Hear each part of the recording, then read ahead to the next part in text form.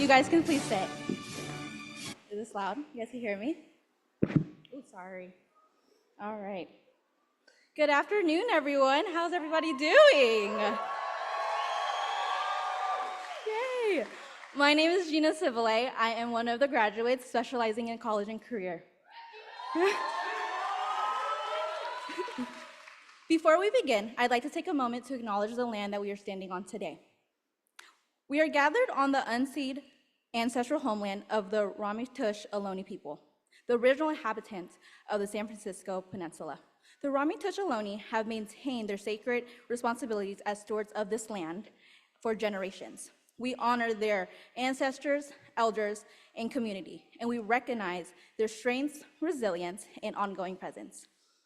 As guests and beneficiaries of this ancestral land, we offer our deepest respects and reaffirm our commitment to building more just, respectful, and meaningful relationships with the Indigenous communities. As we get started, we kindly ask for you all to silence your phones and other devices so we can please respect the graduates and the speakers. I'll give it a couple seconds. Okay, now with all that being said, it is my great honor to welcome you all to the Department of Counseling Graduates Master's Ceremony.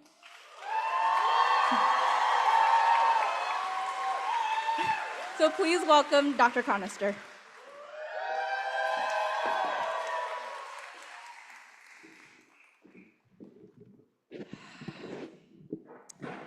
Welcome, 2025 Department of Counseling graduates. Welcome your families, your friends, our current students, and I know we have some alumni out there, and our faculty. What a moment. Take a moment. To you graduates, I want you to take a moment. Take a deep breath, take a belly breath, take a box breath, whatever that looks like for you. Take it. In fact, can we collectively take a breath together and a big exhale for these amazing group of graduates on the count of 3? 1, 2.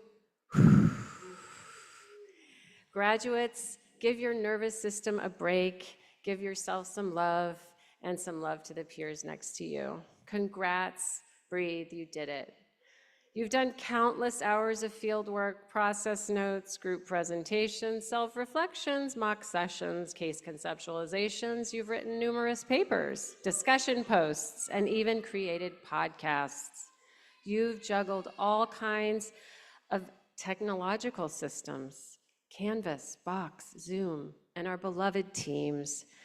You've checked in with each other and held each other, and you've had to really show up.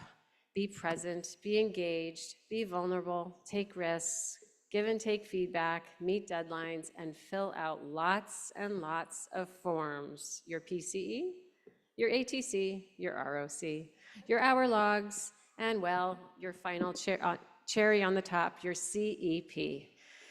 Big round of applause.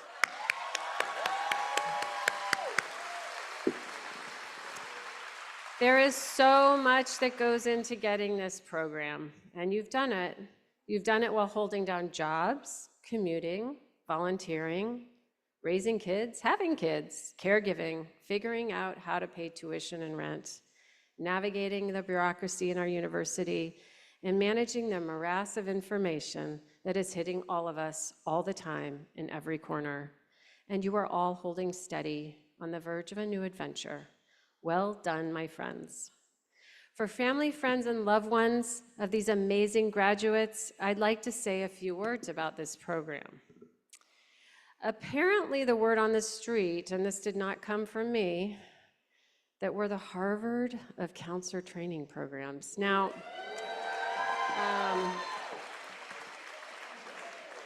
not sure how that's landing with all of us right now, but I think it's important to just explain the meaning behind this. This is a tough program to get into. We are the only publicly funded accredited counselor training program in the Bay Area, and we get lots of applicants. This amazing group of students here comprised a small percentage, I don't know, 5-6% of those who apply. These students came to our program with amazing talents. boatloads of community service, civic engagement. They're leaders already. So they're not just counselors in training, they're former teachers, they're principals, they're musicians, they're dancers, they're service providers, they're small business owners, to name a few. You all brought so much to our program to begin with, and it's your unique backgrounds, identities, and lived experiences that truly co-created this program. Yes, we are the educators, but this program is a shared experience, and we thank you for co-creating this learning space. We thank you for bringing your lived experiences to the classroom, for advocating for yourself, your peers, your students, your clients. We thank you for the thousands of, more often than not, unpaid labor that you have provided in our communities for 2+ years. We thank you for making us better teachers, and we thank you for giving a piece of yourself to our DOC community, Department of Counseling community. Okay, forgive me, I'm going to be a counselor educator one more time. I can't help but get in one more empathic confrontation with you all, or maybe a discrepancy, I don't know, I can't remember which one it is. But I'm just speculating or wondering aloud that you're having some conflicting thoughts and feelings as you sit here and end this journey and start anew. Just hypothesizing. I'm wondering, on the one hand, you're thinking, I am so ready to get a paid job. I am so done with this program. I am so done with unpaid field work. I am so done with being evaluated, supervised, graded, role-played. I am filled to the brim with counseling knowledge, and I'm up to my eyeballs in self-awareness activities. At the same time, am I actually ready to be a counselor? Can I actually be the counselor I want to be? Have I actually learned anything in this program? Do I know more than I started?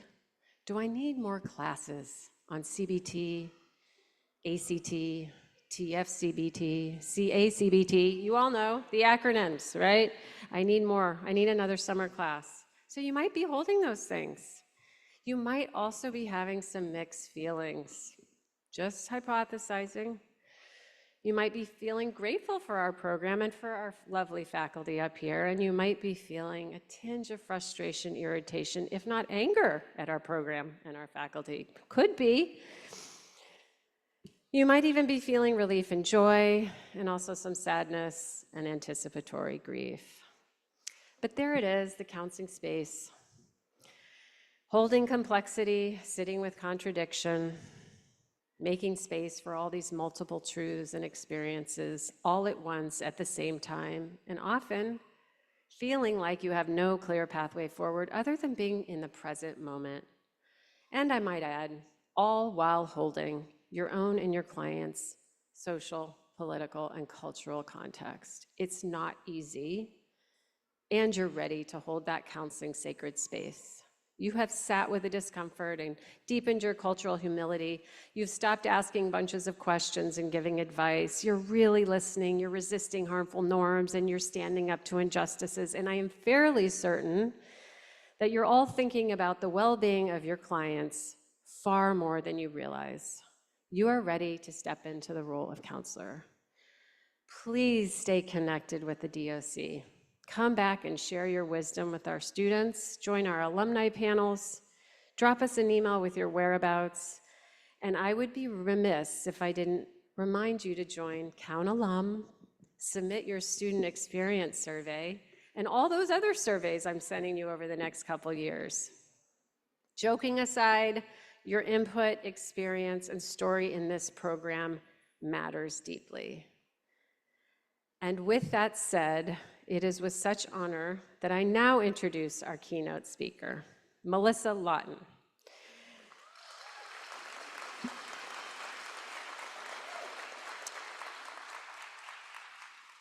So Melissa, first and foremost, is a 2012 graduate of our MFT program and our rehab counseling program. Woohoo! I've known Melissa since my early years here at SF State as a young green assistant professor. And friends, Melissa is living proof that even if you have a kind of disorganized professor who's learning as they go and using 80 PowerPoint slides for a mini lecture, you're going to be okay. Melissa came to our program like you all with unique lived experiences. A firefighter, an EMT, a member of Red Cross, palliative care volunteer, a West Point grad in mechanical engineering, you know, the standard. And I think Melissa was one of those students who actually did a 3-year fieldwork program, including 2 years at our beloved Peggy Smith Clinic. She was not only a graduate of our program, but also a researcher who I think did 12 focus groups with me and transcribed all of them without AI, thank you, and started teaching in our program 1 year after she graduated for 7 straight years. Thank you for that, Melissa. And the thing is, while she's doing that, she is moving along this leadership pathway at Seneca Family of Services. And let me be clear, Melissa started, 2013 as a behavioral health clinician, then a lead clinician, then a clinical supervisor, then an assistant director, then a program director, then an executive director, and for the last several years, the chief program officer overseeing community-based programs, residential and foster family programs, psychiatry and nursing programs across 11 counties in California. This is your future. She's an advocate, she fights for equity, she informs policy, and I think she quietly finds pathways for navigating very tough spaces and structural barriers in our mental health system. And I might add, she loves applying theory to practice. So please join me in welcoming Melissa Lawton.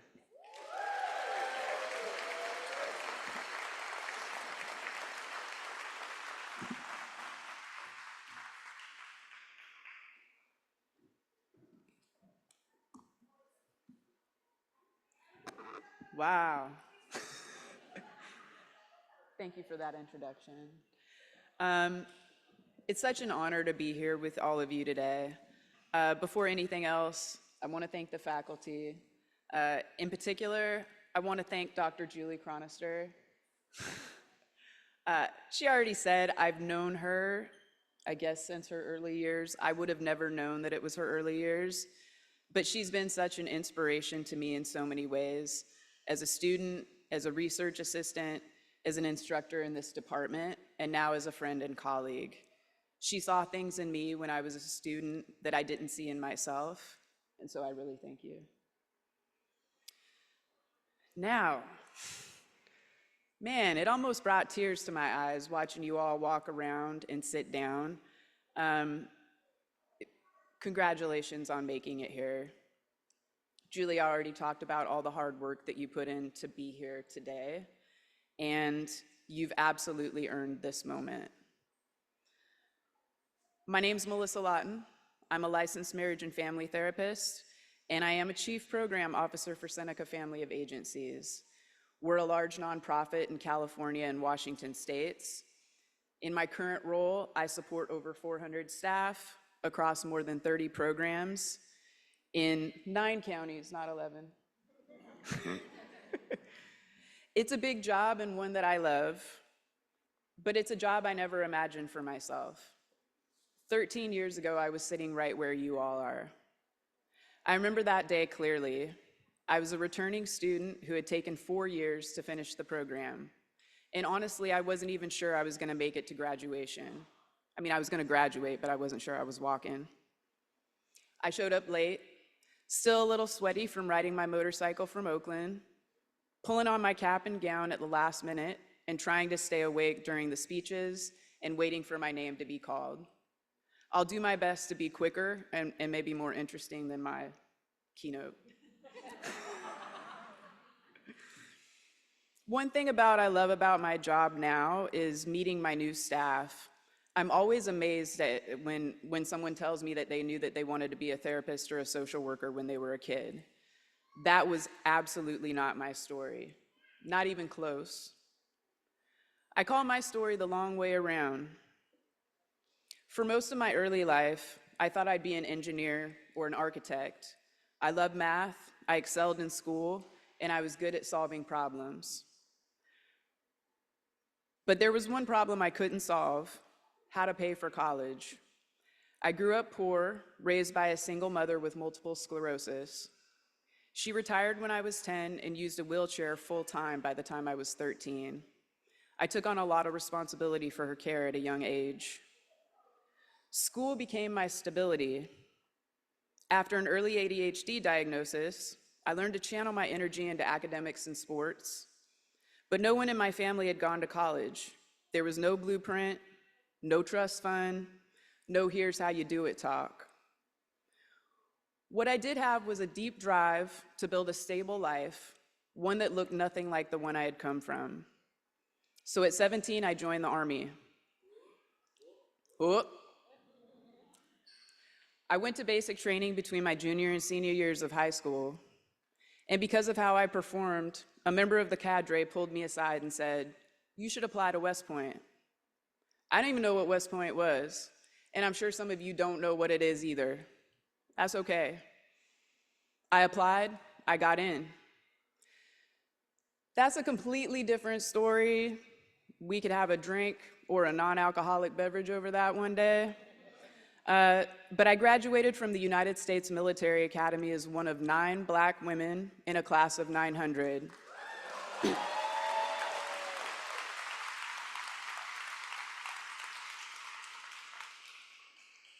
I earned a Bachelor's of Science in Psychology with a minor in Mechanical Engineering and was sworn in as a transportation officer. Not exactly the path you'd expect for a future therapist, but life is unpredictable. The first part of my adult life was shaped by that decision: structure, service, survival, and a whole lot of growing up fast. I was focused on creating a life that could never slide back into the instability I grew up in. When I was honorably discharged under Don't Ask, Don't Tell for being gay, I found myself untethered. That chapter closed in a way that was painful, unjust, and disorienting. I had spent years learning how to lead and to serve, but suddenly I wasn't sure where I belonged. So I did what I've always done. I adapted. I worked in transportation and logistics. I went back to school at Chabot and became a firefighter in EMT. I bartended. No job was beneath me, and I held 2 or 3 at a time. I never wanted to experience poverty again, and I desperately wanted to find meaning where it had been lost. While I was working as an EMT and seasonal firefighter, I applied to and got into Skyline's paramedic program. Seemed like the next logical step to advance my firefighting career. I was living in Park Merced at the time, and one afternoon, almost on a whim, I walked into the advising center at SF State. I'm not sure what drove me: curiosity, maybe something bigger, but I found myself sitting across from an advisor who started asking me what I really wanted to do. I told them about all the roles I'd held, how I'd been showing up for people in crisis, how I was trying to help people make meaning out of messy, painful moments. I said I wanted to help people using my mind instead of my body, and they asked if I had considered counseling. I hadn't. But that one question opened a door I didn't know was there. So instead of finalizing my paramedic school paperwork, I enrolled in a couple of counseling classes. And 2 semesters and 3 classes later, I found myself applying to the full master's program. And now here I am in front of you all, a therapist, a leader, an advocate, and a deeply proud alum of this program.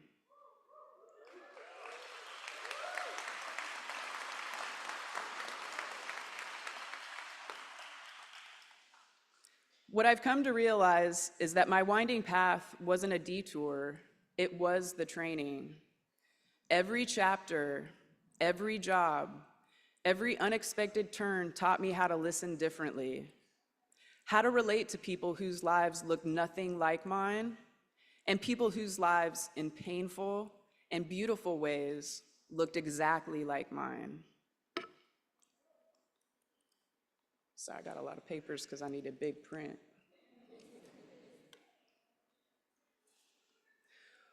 Working in the military, in logistics, in emergency response, those experiences taught me to stay calm in crisis, to find meaning in chaos, and to meet people where they are.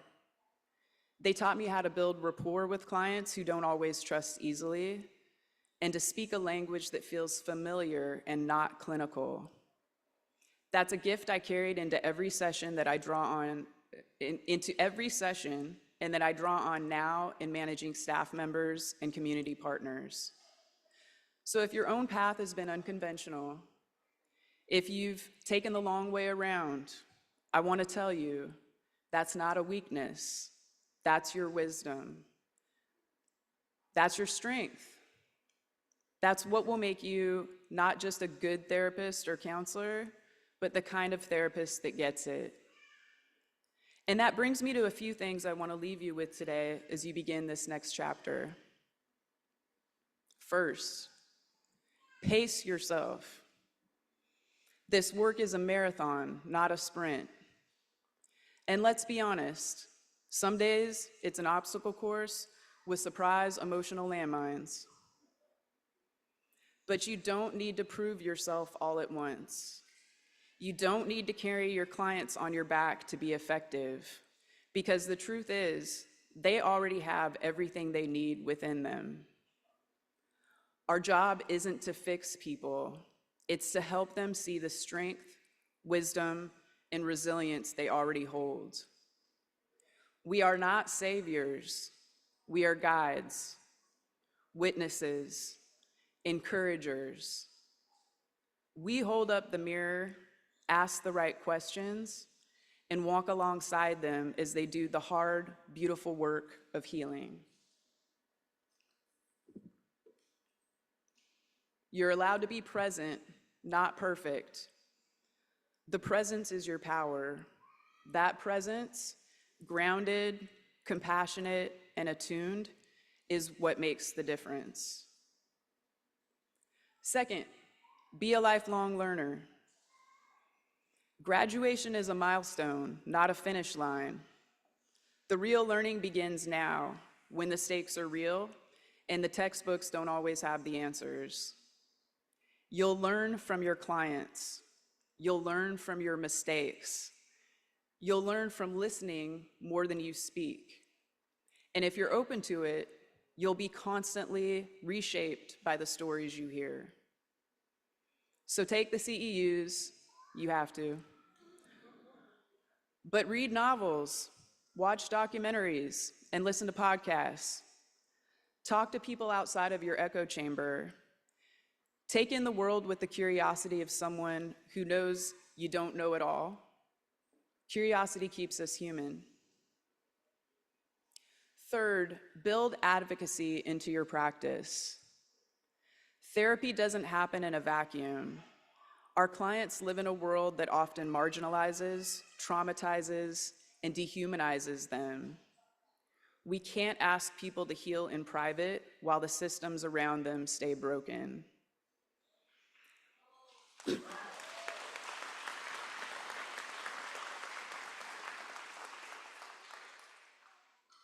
Advocacy doesn't always mean marching in the streets, though sometimes it does. It can also mean writing a letter for housing, challenging gatekeeping in a medical system, or making sure your intake forms and documentation reflect your clients' identities and realities. It means seeing the bigger picture and not being afraid to name it. Be a therapist or counselor who sees the whole person and the whole system. That's how we create not just healing, but change. And finally, give yourself credit for being here. This isn't an easy path, and it's not a path that most people understand unless they've walked it. But you did this. You made it through late nights, imposter syndrome, probably some tears, definitely some difficult client sessions where you went home wondering if you were even cut out for this. Let me assure you, you are, because you're here. And if you keep showing up with humility, integrity, humor, and heart, then you're already doing the work. Congratulations, class of 2025. You're ready, and the world needs what you have to offer. Go forward with compassion, curiosity, and courage. The people whose lives you touch matter, and so do you. Never forget that. Thanks.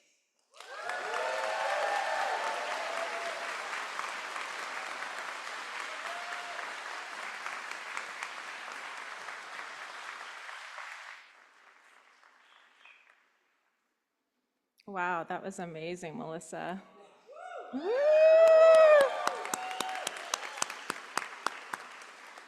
Maybe 13 years from now, maybe one of you guys will be giving a keynote speech up here. Never know.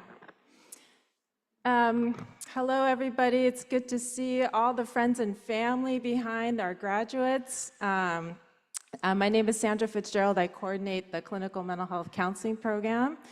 I'm here to talk about one of our student-led organizations, affectionately called CSA. So the Counseling Student Association, CSA, is a student-run, student-led organization designed to provide peer support, student advocacy, professional development, community building, and social events, the most important part, for graduate-level San Francisco State counseling students across all our specializations. In the past, CSA has hosted educational events such as discussion on radical healing, obtaining licensure outside of California, motivational interviewing workshops, as well as community building events such as virtual game nights, CSA mixers, in person in Burke Hall. Once a year, CSA also hosts a really important pre-internship workshop that's really, really pivotal and really informative for our students. So it allows them to exchange ideas with one another on how to navigate the process of searching and interviewing for internship sites. I'm happy to introduce our CSA student speaker and president, Michelle Ray Hodge. Come on up.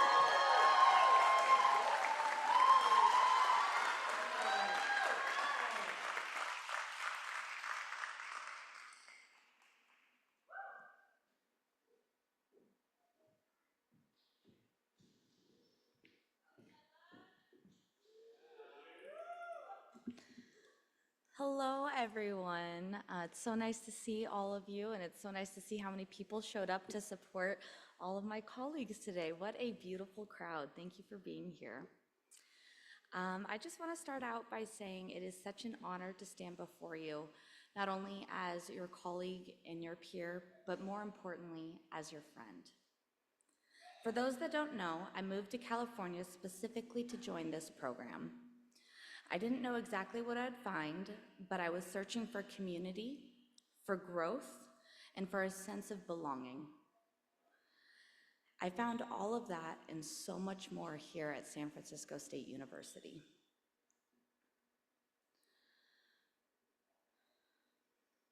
I didn't expect the level of inspiration and the magnitude and the caliber that I would see in each and every single one of you.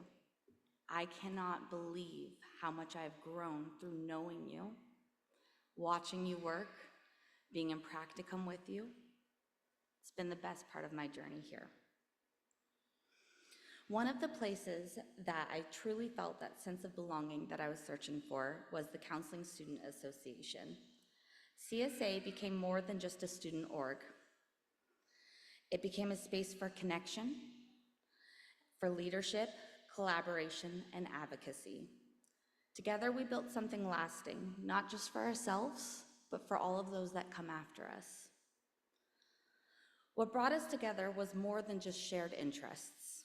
It was a shared commitment to something greater. This program, as we all know, asks a lot of us.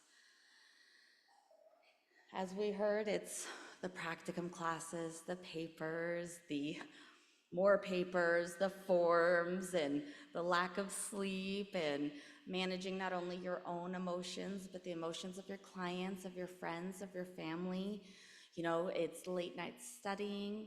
Every single person here has given so much in order to be in their seat today.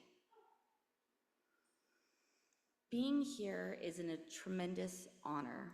It is so incredibly competitive to get into this program. As you heard, you know, some say it is easier to get into Harvard than it is to sit where you're sitting today.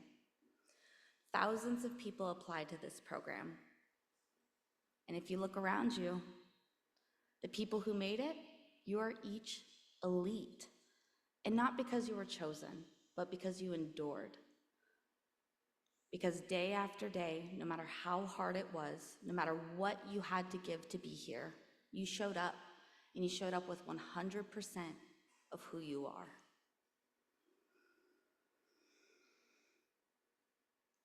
I know that those late nights cost each of you more than what can be described here today.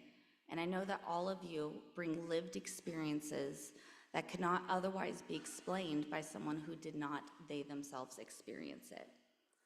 I am so proud and honored to have known each and every single one of you. Being in this program, one of the most respected counseling programs in the nation, let me say that again, one of the most respected counseling programs in the entire nation.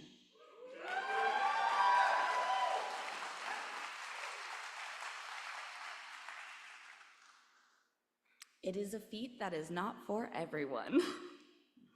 This department, it's not just about teaching counseling, it's about expecting excellence. And each of you live up to that. You show up and you lead with purpose, courage, and care. And through this process of self-reflection and more self-reflection, each of you have come to be the counselors that you are today. I am proud that this training lets us meet the standards of the profession at the highest regard, and we're all rooted in a legacy of quality and integrity. But what truly makes this program exceptional isn't just the structure or the accolades, it's the people. Each of you has overcome so many obstacles, and I've been honored to hear some of your stories. Some of them I haven't. But there's not a single person here that isn't the best. You really are. You're not just graduates, you're leaders and you're change makers. You're advocates, and you are all in community together. You're the reason this program is what it is, and the field of counseling is going to be better because you enter into it. Today, we walk across the stage as counselors ready to serve. We earn this moment through our dedication, hard conversations, relentless commitment, and I have no doubt that each of you will leave a mark on this field, not just because you're qualified, but because of how deeply each of you care. I am so proud of all of you. Don't forget what you bring to this world and what you bring to this field. You are elite. Congratulations, class of 2025.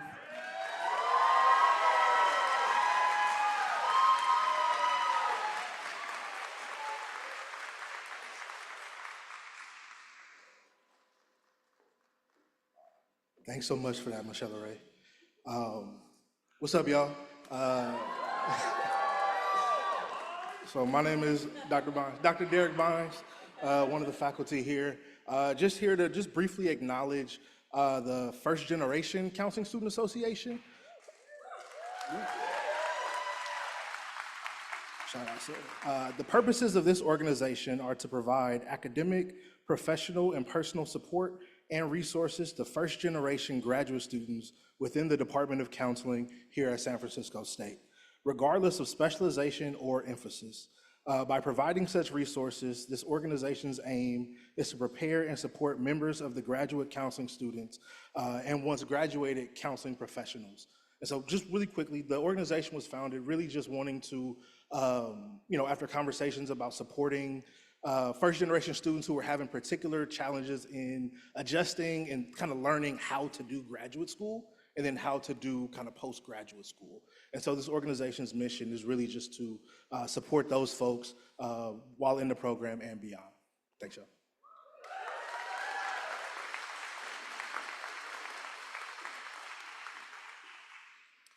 All right, hi y'all. I'm Dr. O'Shaughnessy. I coordinate our MFT program. It's so amazing to just look out and see you all here. And I have the distinguished pleasure to introduce our student speakers. So for those of you who are just meeting this program, we have 5, 6 specializations, depending on who you ask, 5 represented today. And so I'm going to first bring up from the Marriage, Family, and Child Counseling Program, Catarina Negrin da Silva.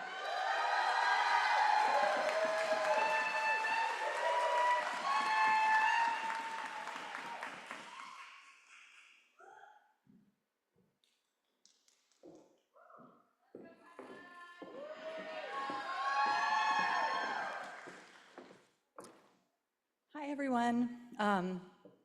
Friends, we did it. And whether it took 2, 3, 4 years, we completed this program. We showed up for ourselves and fulfilled this dream. I know none of us did this alone, and I know that I stand on the shoulders of my ancestors, of my parents, and of my community here at San Francisco State. All of you. I want to thank all of those who supported us in reaching this moment. And we now step up to meet our calling. At the heart of this calling is the power of presence.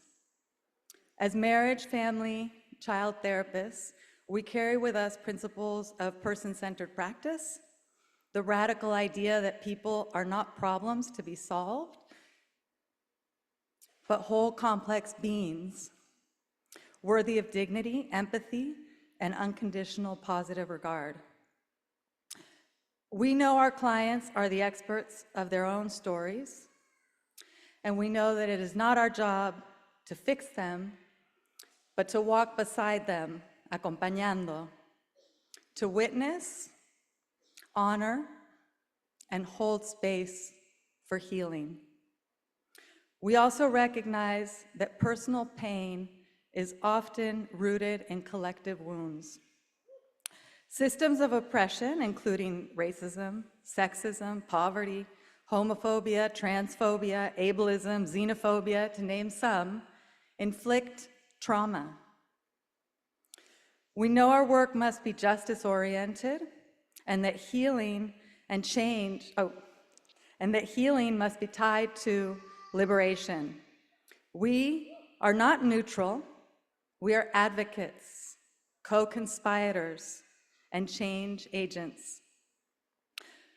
Our work will be in the service of not just individuals, but to communities, and we will aim to create systemic change towards a future where mental health is not a privilege, but a right.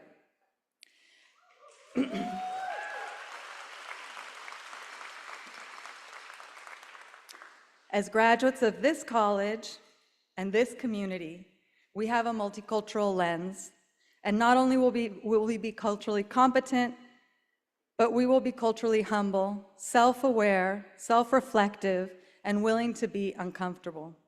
We will center our clients' ways of knowing and healing that may differ from our own.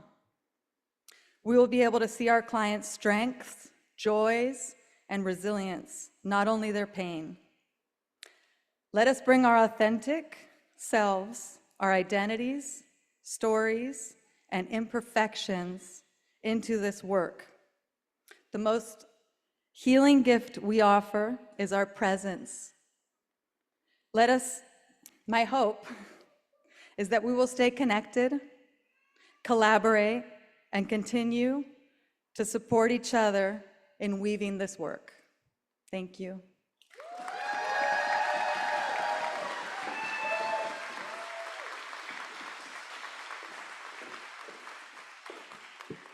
See, and now I'm going to miss having Kata in class even more. It's just unfair that you all leave. Okay, that was amazing. Next up, we have representing clinical mental health counseling, Junior Paloka.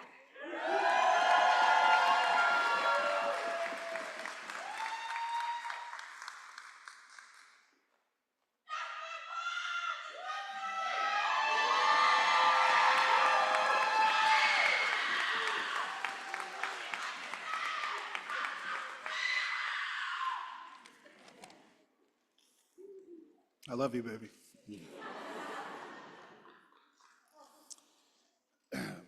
Good afternoon, everyone. My name is Junior Paloka, and today I have the honor of speaking on behalf of Clinical Mental Health Counseling. Before I start, I'd like to walk us through a mindfulness exercise. I'm just kidding. I think at this point we might all be graduating with an emphasis in mindfulness. But on a serious note, before I get started, I want all of my clinical mental health counseling folks to think about the most difficult time you've had in this program. That moment could be anything from waiting on your acceptance letter, dealing with imposter syndrome, to balancing internship, work, classes, parenting, and even submitting your CEPs. Take a few seconds to recall that moment. Hold on to it. There were two things that came to mind when I received the email about being selected to speak for clinical mental health counseling. The first is identity. Since being part of this program, I've not only been intentional about carrying my own identities into every class, every engagement on this campus, and every internship site, but I've also been fortunate enough to watch all of my clinical mental health counseling peers do the same. The second thing that came to mind is representation. We now know through various research studies that having representation, meaning having people that look like you, that talk like you, share your background, your communities, your identities, and your culture, leads to stronger self-esteem, a stronger sense of cultural identity, and an increased sense of belonging. There are so many identities that are represented proudly in this program and in the CMHC cohort. Thank you all for bringing your identities into this program.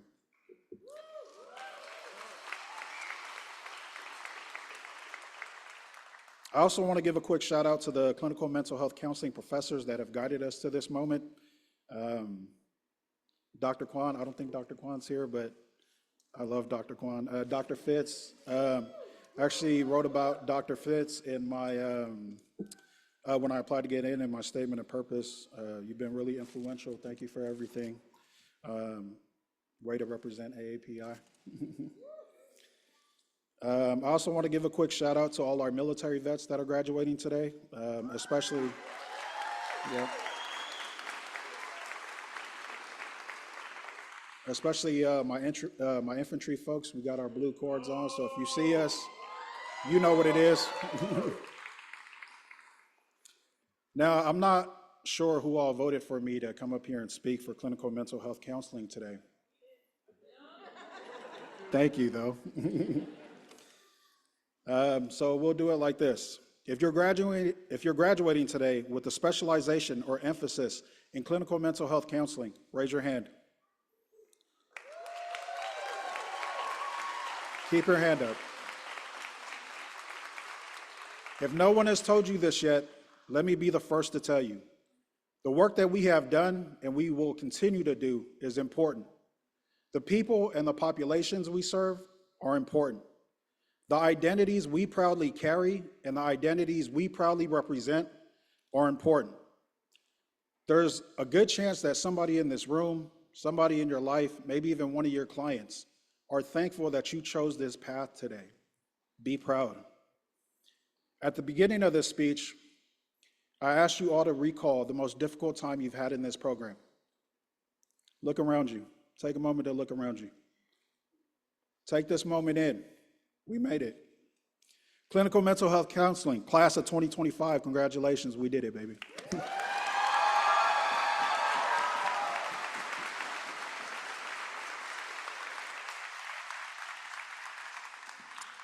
That was incredible. Thank you, Junior. Next up, we're bringing up the school counseling representative, and so welcome up Nelson Onion Wong.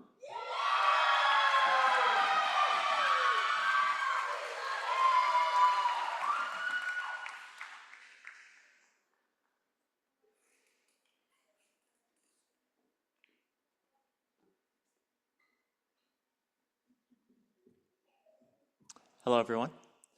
I want to start off by sharing that I am humbled to stand here this afternoon. From here, I can see all the beautiful faces of those I've gone through this journey with and could not have succeeded without. And so, it is my wish for this message to embody a piece of the passion and hopes we all share as prospective school counselors. In every young person that we've had the pleasure of serving, we see a reflection of ourselves. Nurturing these flowers in our garden and watching them bloom is perhaps one of the greatest honors we get to fight for and experience. Without a doubt, I'm sure all of us can recall the students whom our hearts have badly hurt for and been joyfully filled by. And that's because we see ourselves in them. We see a soul that wants nothing more than to belong, be cared for, and loved as they are. We believe that when these conditions are met, the beauty of young people, as curious thinkers, free spirits, and change makers, can manifest into something truly healing to those around them. What drives us is the knowledge that the world is a much better place with them in it. We know this to be true because that's exactly what brought us here today. Friends, family, and faculty, and all those who could not join us, thank you. Thank you for being our roots that keep us grounded in the winds of adversity. Thank you for holding a mirror up to us, reminding us of our greatest strengths and that we are much more capable than we are. Thank you for nurturing us with your kindness and compassion.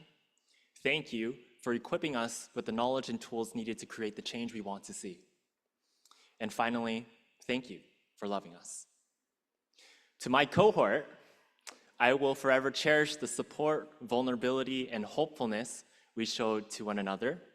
I've been inspired by you all many times over in ways that push me to grow and become a better human being. I am so proud of us. With the most heartfelt gratitude for our connection and well wishes into our future as community leaders and advocates, I leave us with a collaborative quote between Josh and myself. Moving right along, let's become some kick-ass school counselors.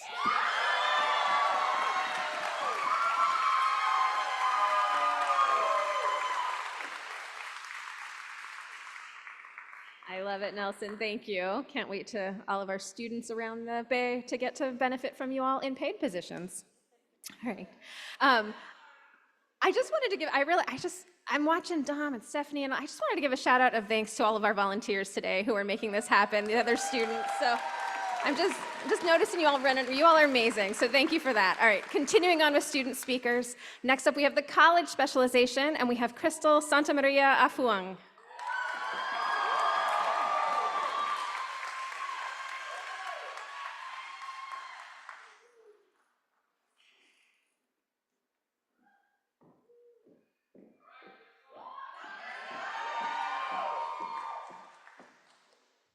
Cool. What up, y'all? I hope everyone is having a lovely afternoon today, and thank you all for coming in and showing your support. My name is Crystal Santamaria Afuang, and I am a counselor. Training to become a counselor took a lot of energy, and I'm pretty sure everyone else here who's graduating with me can agree. I learned so much from this program, the internships. I discovered new roles that I never thought a counselor would actually do, and I actually found myself enjoying it. I also found things I didn't like, but hey, there's no such thing as a perfect job, right? I overcame challenges and placed myself through uncomfortable places that I never thought I would have done, yet I succeeded. Coincidentally enough, I come from a long line of educators before me. My mom, who is here today, and my grandmother, whom I wish was still alive to see me walk, but I know she is proud of whom I become. The idea of coming back to my roots, remembering where I came from and who I'm representing are what helped me persevere throughout the program. and how I never forgot my purpose in choosing counseling as a career. My specialization is in college, and I do have an emphasis in career. So not only am I repping my fellow college and career folks, but also my fellow classmates and graduates who are about to walk the stage with me. Although we come from different backgrounds, experiences, and have different purposes for counseling, we all share similar passions, which is supporting clients and students. We don't need an award to tell us any different because we are all counselors in our own way. But damn, y'all, we did it. We got into one of the most impacted and competitive graduate programs and graduated from it. All the blood, sweat, and tears really paid off, our purpose in pursuing counseling. So every graduate, please give yourself a big hug because we all deserve it. Yeah. To conclude, I would like to say thank you to Dr. Bynes and Dr. Ballin and Dr. Toporek for supporting me and my classmates as much as I could. Thank you to Dr. Chronister for filling in for our CUP class and taking the dean role. Thank you to my supervisors, Nate and Adolfo, for being the best mentors I could ever have. Shout out to my mentee, Stephanie, for coordinating this graduation, as well as the other volunteers who helped out. Thank you to my family and friends for coming out today and continuously supporting me throughout my career journey. And shout out to Leslie and Gina for encouraging me in doing this speech. And of course, going through the ups and downs. So congratulations, class of 2025 counseling graduates. May the future provide fruitful success because we are all fantastic counselors.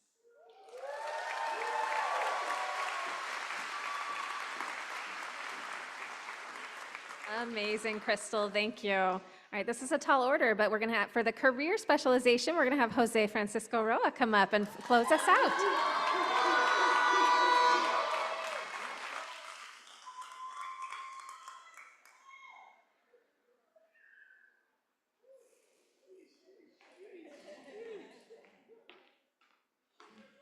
Hey! My name's Jose Roa, and I want to start off by doing a little temperature check in the room, right? An icebreaker, of course. So if you're excited for the graduating class, let me hear you make some noise. That's what I'm talking about. That's what I'm talking about. Thank you for participating, because if y'all didn't make noise, I didn't know what to do. It was going to be a little awkward. But it's an absolute honor to stand here representing the small and mighty career counseling emphasis, a community of future counselors who have spent the last few years helping others find direction, meaning, possibility while not navigating our own uncertain future. When I first joined the program, I didn't fully know what to expect. Like many of you, I arrived with lived experiences. In my case, a veteran transitioned out of the military. I spent a decade as a subject matter expert, and suddenly I stepped into higher education asking myself, now what? I come from a proud Mexican-American family. I see y'all. First generation, only sibling born here in the United States. My parents who worked in the fields taught me about dignity, hard work, community, but they did not speak the language of higher education. For many of us in this room, just getting here was its own kind of journey. In this program, we are trained to listen deeply, ask powerful questions, guide people through moments of self-doubt, change, and growth, but let's be honest, we also had to walk that path ourselves. We navigated theory-heavy courses, late-night group projects, practicum sites that stretched us in every way possible, and of course, moments when imposter syndrome whispered in our ears, we don't belong here. But through it all, we leaned on each other, we laughed, we cried, we recentered again and again on our shared mission to serve. Career counseling isn't just about resumes, job offers. It's about helping people believe they belong. It's about reminding a student who failed 2 classes their worth isn't defined by their GPA. It's about showing a veteran, an immigrant, a first-generation student, a returning parent that they have transferable skills, cultural wealth. Shout out Yoso. And now we step into the next chapter, not just as counselors in training, but as professionals. We carry forward the stories of every client, every classmate, every mentor who helped us believe in this work. So to my fellow grads, thank you for showing up with courage. Thank you for standing with students, clients who needed to be seen, heard, and believed in. Let's go out to the world and keep doing the work that matters. Last but not least, papá, gracias por enseñarme que al trabajo duro no hay que tenerle miedo.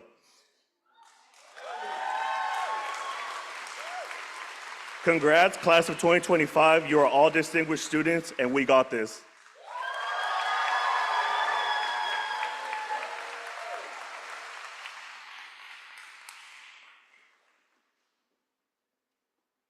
Okay, don't worry, I'm not going to give a speech. I am here to introduce the Distinguished Student Awards. Yeah. Each year, the university's 6 colleges select graduate students to receive the Graduate Award for Distinguished Achievement. The recipients are honored for their outstanding, not just their academic performance, but service to the profession, the department, and the larger community. So that could look like a lot of different things: get involved in research, helping with some of our HRSA grants and our webinars, and lots of different things, CSA involvement. In the Department of Counseling, faculty nominate students who have demonstrated outstanding commitment to serving the communities and the field, as well as maintain exceptional academic engagement and performance. That's a lot. That's really hard to do. Of the students nominated, a few are chosen. So I'm going to call out 3 names. I would like the 3 of you to come up on stage to receive your award. Michelle Ray Hodge, Jace Perry, and Elisam Rizali Raib.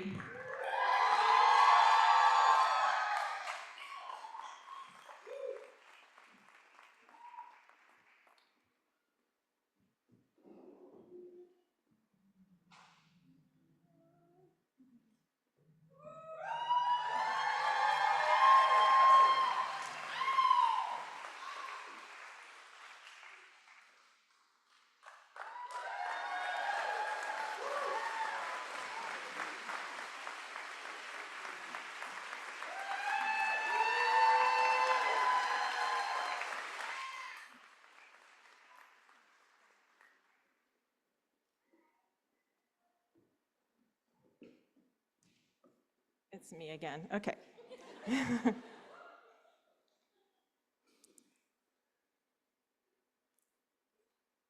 Okay, it is my honor to have Raj Desai come up to the stage to introduce our Professor of the Year Award.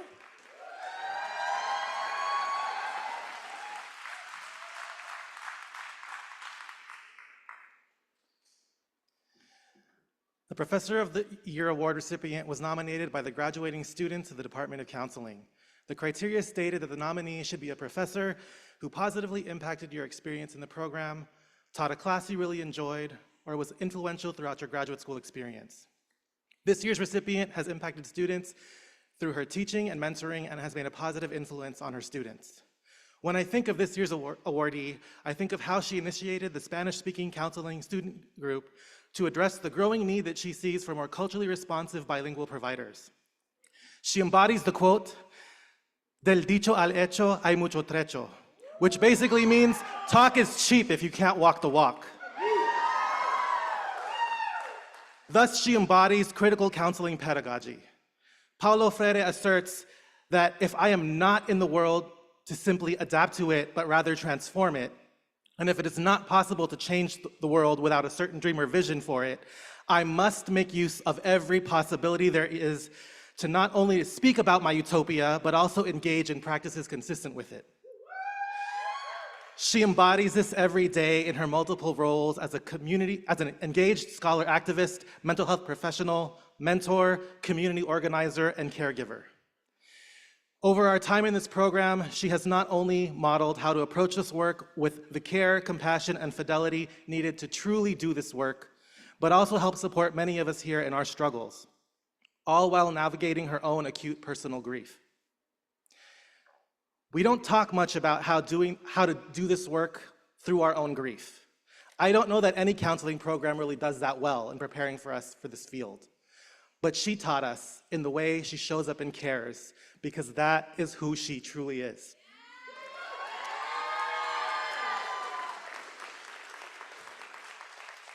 That radical honesty and vulnerability is what makes a true counselor, and is something that I know I will always take from her, along with an appreciation for always looking fly and having a great playlist. And of course, we, her students, know that she loves Paulo Freire, and he once said, "The teacher is of course an artist, but being an artist does not mean that they can make the profile or can shape their students. What the educator does in teaching is to make it possible for the students to become themselves." Nothing could be truer about how we feel about you, Dr. Martinez, and I want to share some words from some of your MFCC students about what you mean to us. So these are not my words, but these are our cohorts. Dr. M, you made me realize that there is so much more to being a therapist and the power we hold to truly help create change in other people's lives. Dr. M, your passion, brilliance, and unwavering dedication to our community continue to inspire me to grow into the most chingona Latina therapist I can be. Dr. M, you created a classroom community in which knowledge was not a predetermined given, but a co-created emergence, a zona liberada, inviting us to become revolutionary counselors by becoming more ourselves. Dr. M, you are not only a symbol of safety and hope, but also a powerful force for change and resilience. You inspire everyone around you to reach for greater humanity, and those who have the privilege of being in your presence are truly fortunate. The love you bring into the world is immeasurable. You brought your authentic self every day, showed your humanity, shared your vulnerability, and expressed genuine curiosity in our experiences and perspectives. You created an environment that encouraged us all to be our whole authentic selves and taught in ways that fostered self-reflection, connection, collaboration, and community. Dr. M, your warmth and commitment to community building are evident not just in your words, but in action. Your active modeling of what it means to be a real, vulnerable, and curious person and educator in turn inspires us to approach our practice and our lives with similar intentions. Dr. M, you are a mentor, an advocate, and a gift to the students in this program. I am so deeply grateful for the way that I have been transformed under your guidance and support. You are my hero and my inspiration, and I can only hope to take the qualities you have instilled in us as therapists to go on and shape the world. We love you, Dr. M. Please come up and receive your award, Dr. Cynthia Martinez, SFSU Counseling Professor of the Year.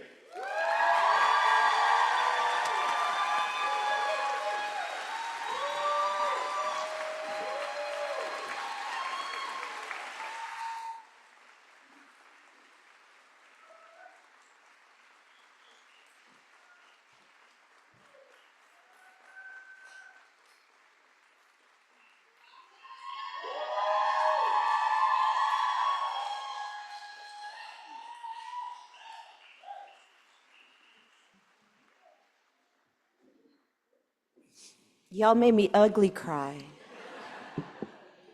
I didn't prepare anything, but I did show this image. No preparé nada para hoy, pero sí compartí esta imagen. Yo puedo traducir para sí misma. Tomé un descanso. Gracias, traductora. I can translate for myself. I'm just thanking our translator. Big up, yeah. I feel truly honored to be here today, and I just want to dedicate this not just to the graduating class, because y'all make this work super, just, I have no words. Like, I'm so grateful to be here, to be with all of you.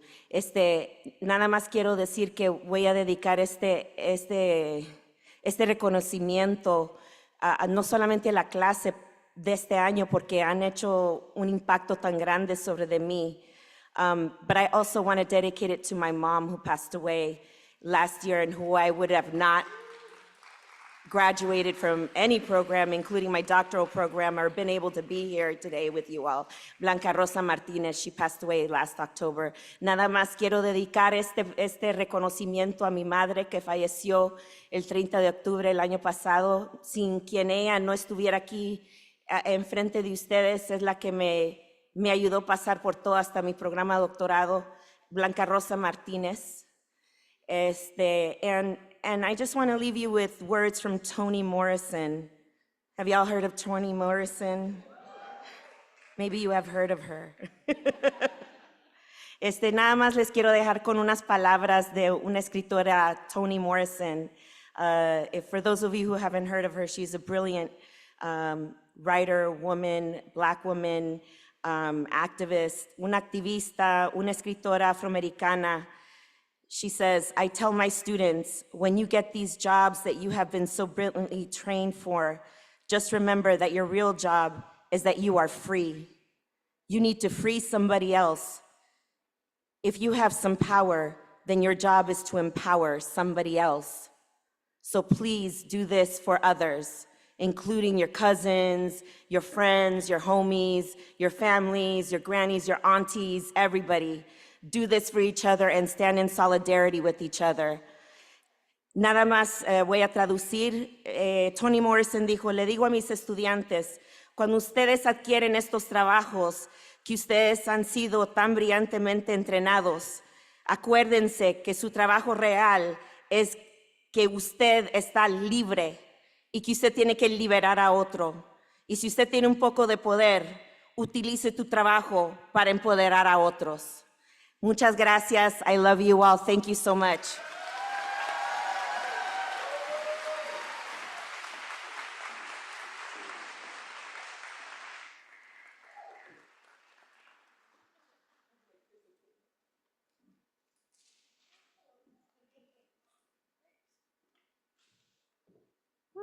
All right. I think this is perhaps the reason why you all are here.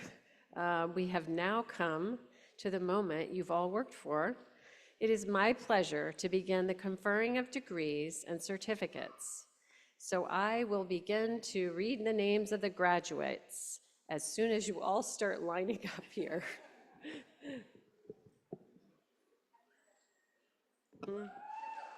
Do they know? Okay, have the MFT students, why don't you all rise and walk over here.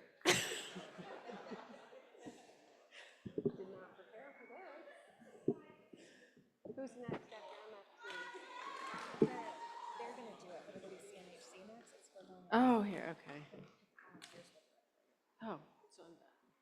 Thank you. Sorry about that. Yes. Okay.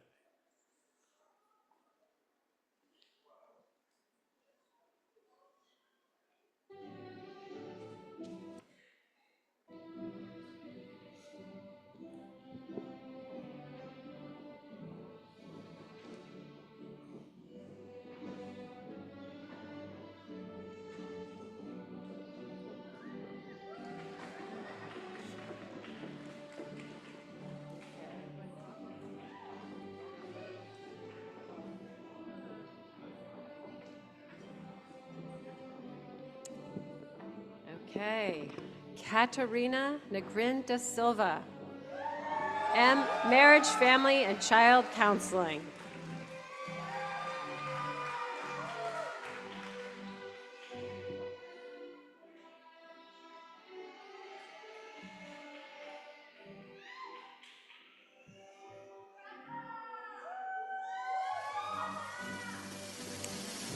Raju Desai, Marriage, Family, Child Counseling, and Clinical Mental Health Counseling.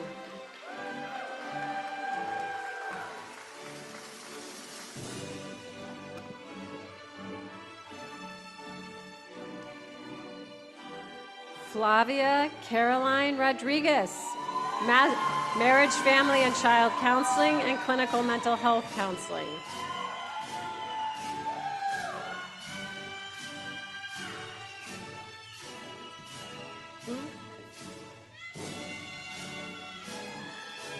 Jocelyn Berete, Marriage, Family, and Child Counseling, and Clinical Mental Health Counseling.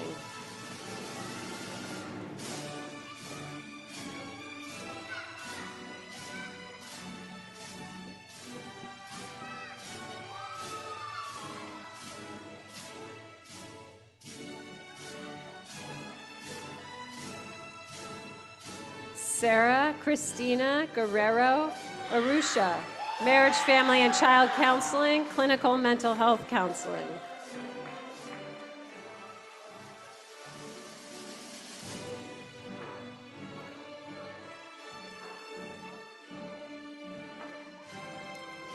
Nisha Shevchik, Marriage, Family, and Child Counseling.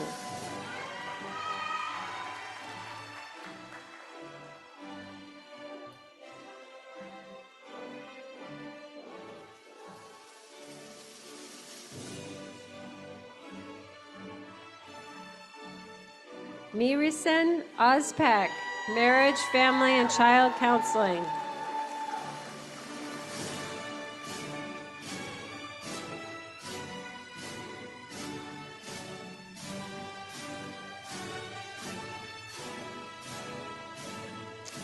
Jessica Cruz, Marriage, Family, and Child Counseling.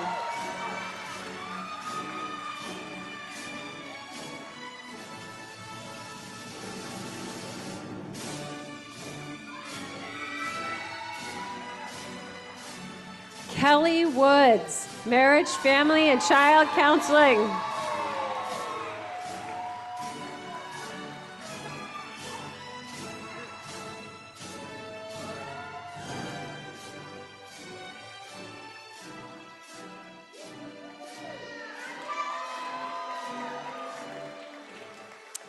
Pilar Marino, Marriage, Family, Child Counseling, and Clinical Mental Health Counseling.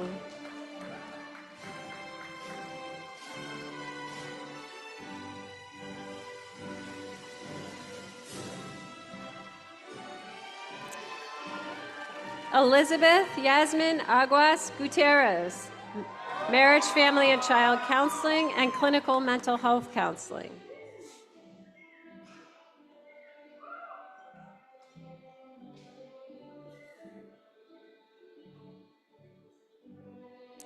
Melanie Acosta, Marriage, Family, and Child Counseling.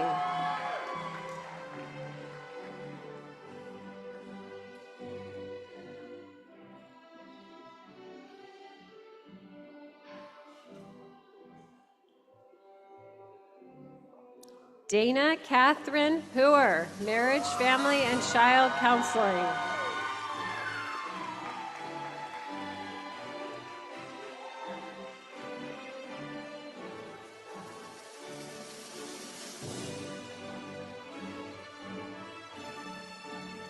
Nivi Ovon, Marriage, Family, Child Counseling, and Clinical Mental Health Counseling.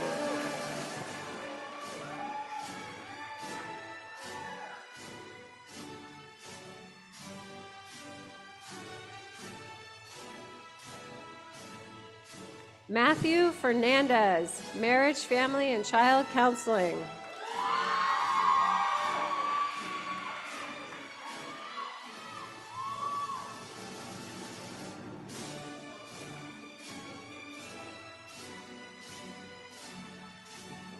Rhiannon Illumin, Marriage, Family, and Child Counseling.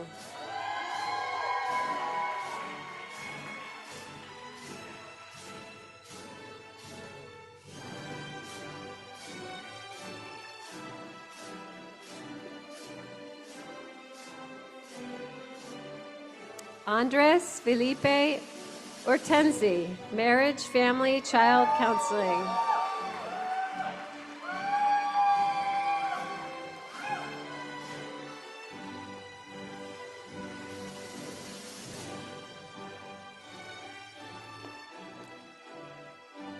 Nelson Ma, Marriage, Family, and Child Counseling.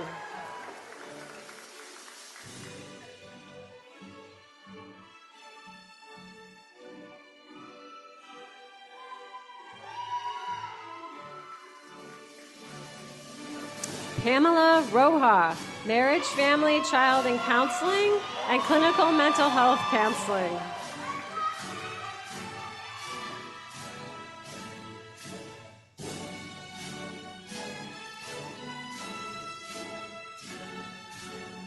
Rocky Yarzar Mient, Marriage, Family, Child, and Counseling.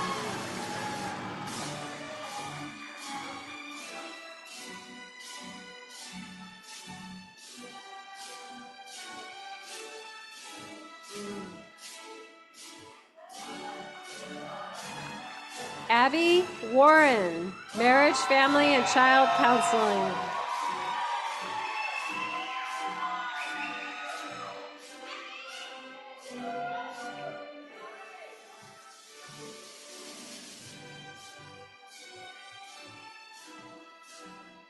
Marty Roberta Johnson, Marriage, Family, Child Counseling, and Clinical Mental Health Counseling.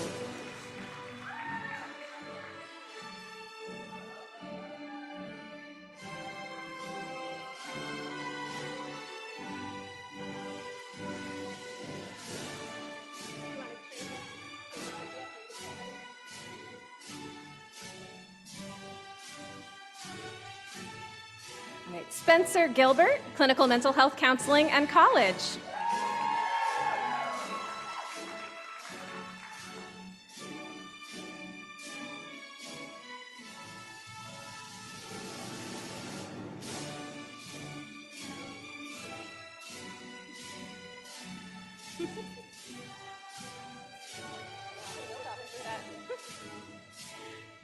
Satna Singh, Clinical Mental Health Counseling.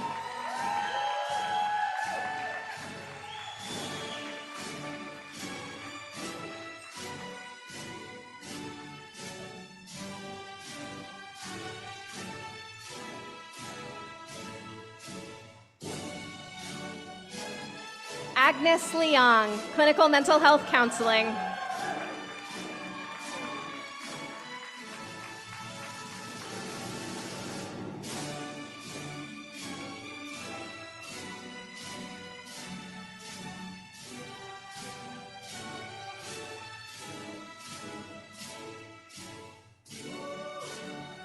Brennan McKay, Clinical Mental Health Counseling.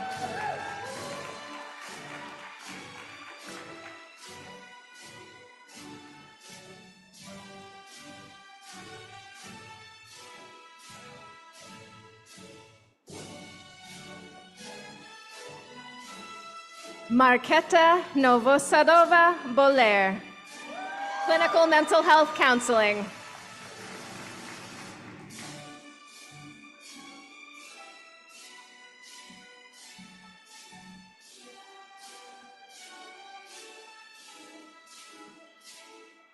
Celine Yee, Clinical Mental Health Counseling.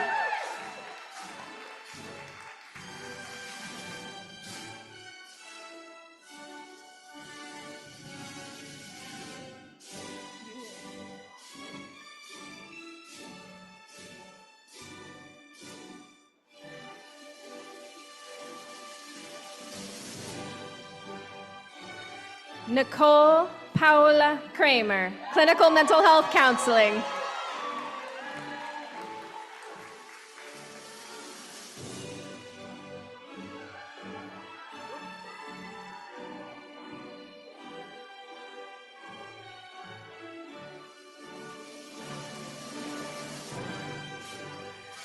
Lex Becker, Clinical Mental Health Counseling and Career.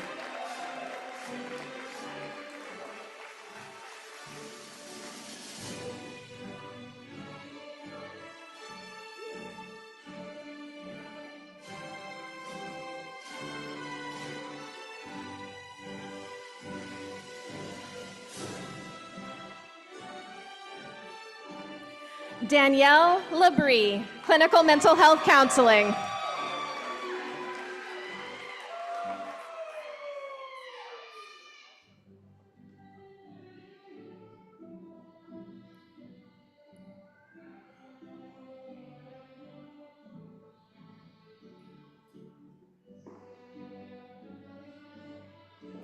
Kenny Parizaga Oreula,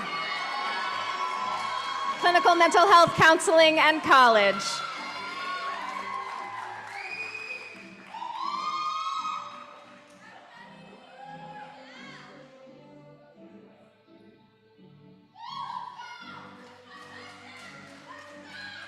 Morgan De Lorenzo, Clinical Mental Health Counseling.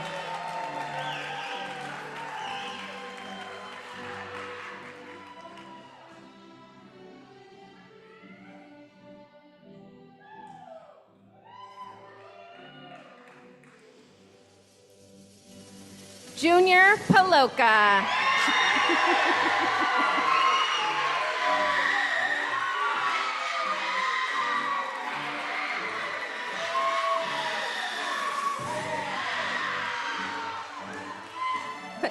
Clinical Mental Health Counseling and Career.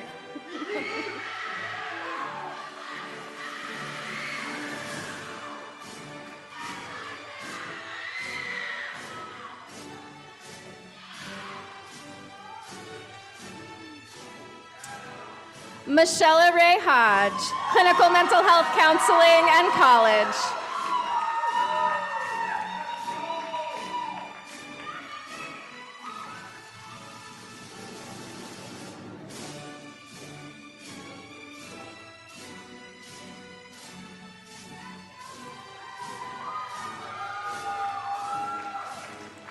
Alyssum Razali Raib, Clinical Mental Health Counseling.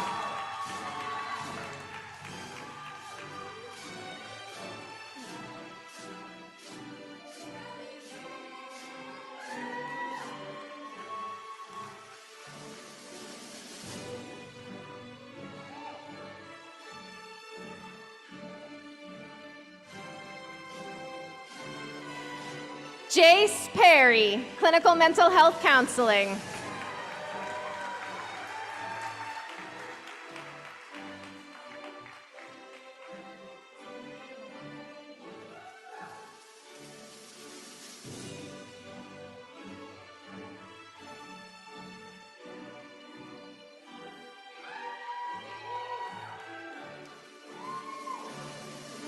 Lily Lehman, School Counseling and Clinical Mental Health Counseling.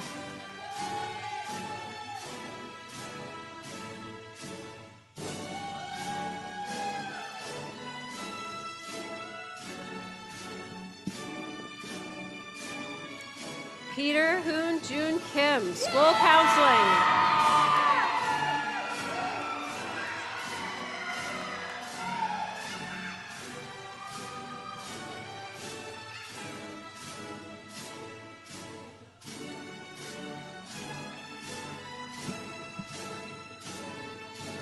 Huyen Yim Tran, School Counseling.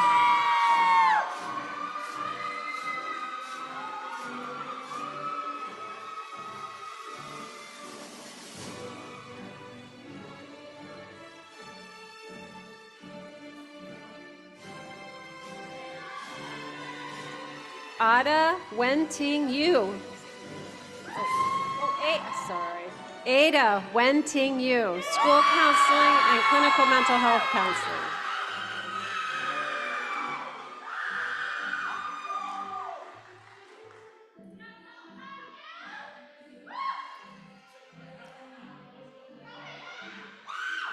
Cindy Gutierrez, School Counseling.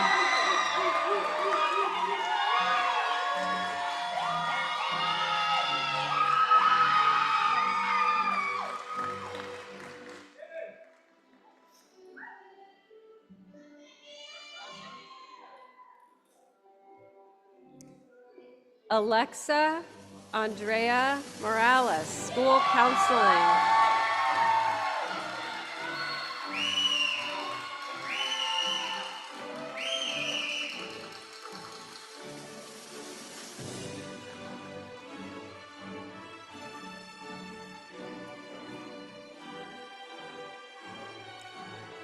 Kirsten Barrow, School Counseling and Clinical Mental Health Counseling.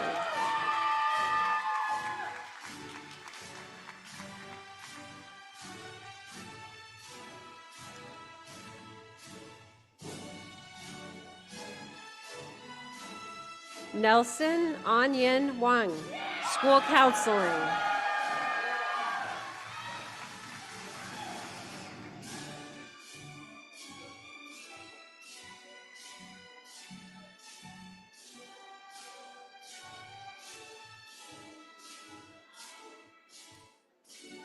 Leslie Perez Ortiz, College and Career.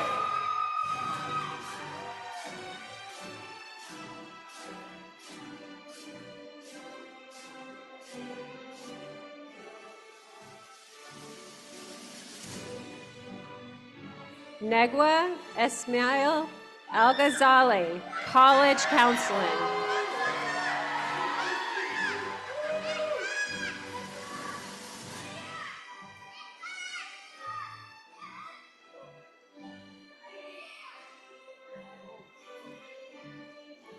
Christopher Olade Avalos, College and Career Counseling.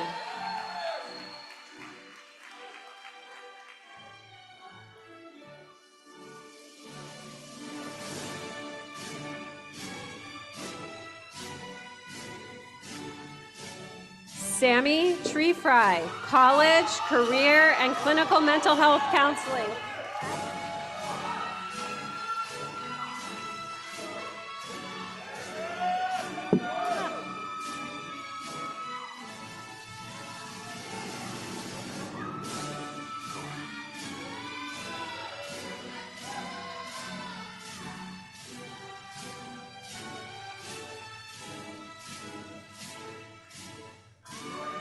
Raymond Villaseñor, College, Career, Clinical Mental Health Counseling.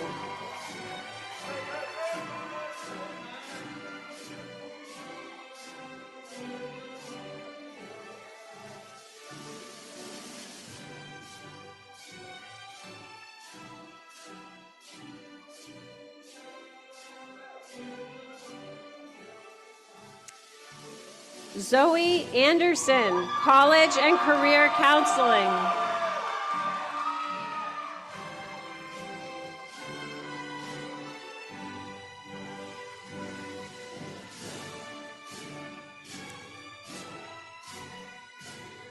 Crystal Santa Maria Afuang, College and Career Counseling.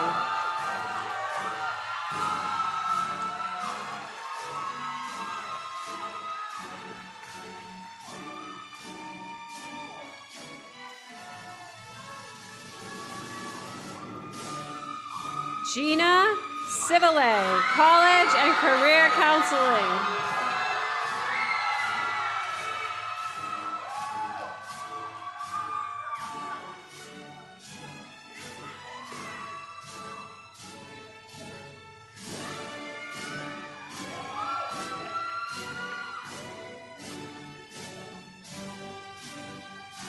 Dr. Stephen Astolos, Career and Clinical Mental Health Counseling.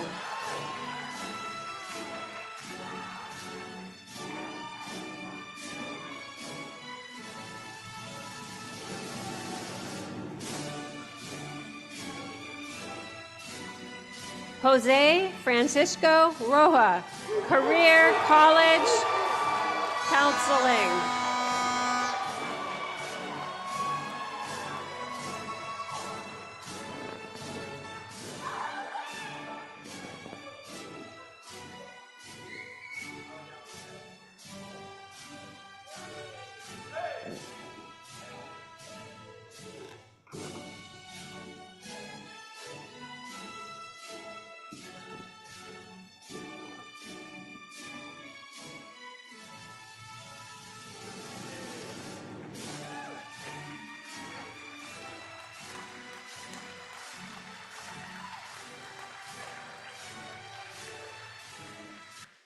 Everybody down? Okay, this concludes the awarding of the master's degree today. Woohoo!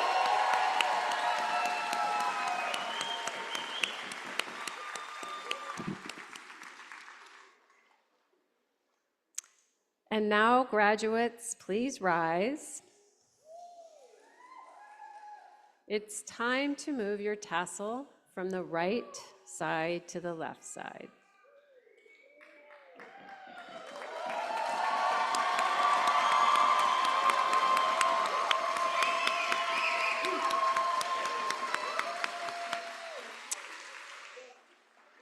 If you ever forget which side your tassel goes on, remember that you wear it on the left side over your heart to remind you of your alumni mater. Congratulations, class of 2025.